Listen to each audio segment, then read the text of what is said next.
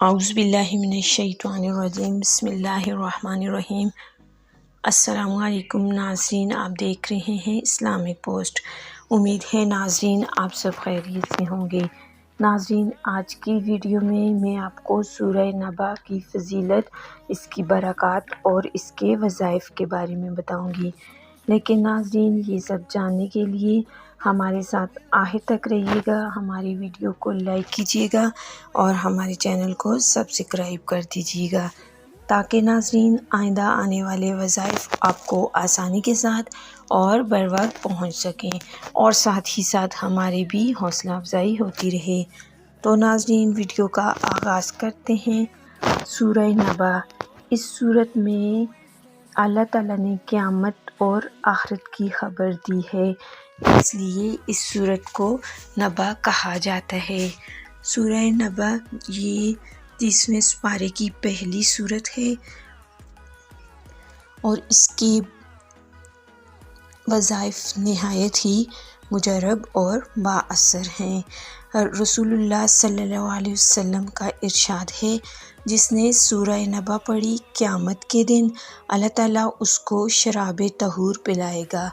اگر کوئی شخص ظہر کی نماز کے بعد اس کی تلاوت کرے تو اس کی بصارت میں اضافہ ہوگا۔ جو شخص بعد نماز عصر اس کو پڑھتا رہے تو انشاءاللہ تعالیٰ اس کی بصارت یعنی آنکھوں کی روشنی کبھی بھی ضائع نہیں ہوگی۔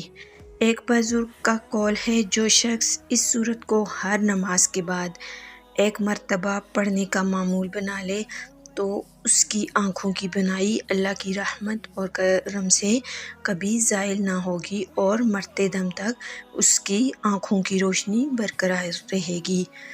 اور اسی طرح اگر کسی مقام پر موذی جانور جیسے سانپ، کھجورے، بچھو وغیرہ رہتے ہوں تو اس سورت کو 11 مرتبہ پڑھ کر پانی پر دم کر کے اس جگہ پر چھڑکیں، انشاءاللہ تعالیٰ موذی جانور وہاں سے چلے جائیں گے۔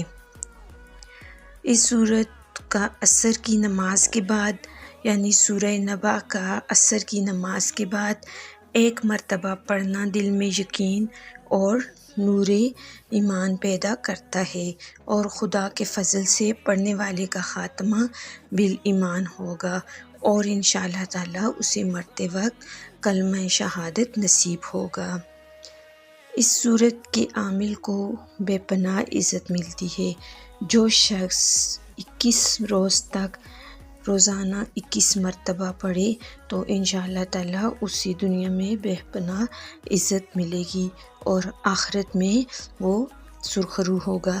تو ناظرین، یہ تھی آج کی ویڈیو، جس میں نے آپ کو سورہ نبا کی فضیلت، اس کی برکات اور اس کے نہایت ہی اہم وظائف کے بارے میں بتایا۔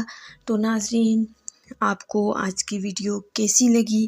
اپنی قیمتی رائے کا اظہار کمنٹ باکس میں ضرور دیجیے گا۔ ملتے ہیں ایک اور نئی ویڈیو اور نئے وظائف کے ساتھ، تب تک کے لیے اجازت دیجیے۔ اللہ حافظ۔